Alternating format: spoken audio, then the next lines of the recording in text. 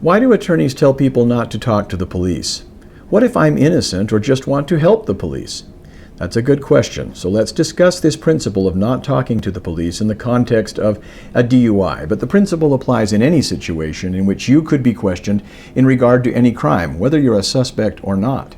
What is hard for many people to believe is that quite often, and more often than decent people want to believe, the police aren't in fact trying to catch drunk drivers. There's nothing wrong with wanting to catch a drunk driver. More power to the police for that.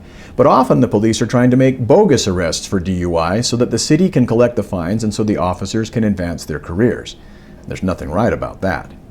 You need to know that while all decent and law-abiding people want to help decent and law-abiding law enforcement officers do their jobs well, not all officers are decent and law-abiding.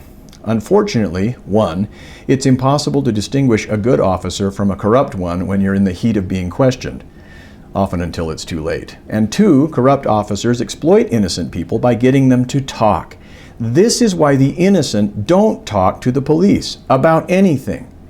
The more the innocent talk, and the more the guilty talk, but that's not the point here, but the more you talk, the more rope that you give a corrupt law enforcement officer to twist and hang you with. Professor James Duane puts it even better. There are some excellent videos engaging with good advice that could literally protect you and your loved ones from being abused by corrupt police officers and prosecutors that he has given.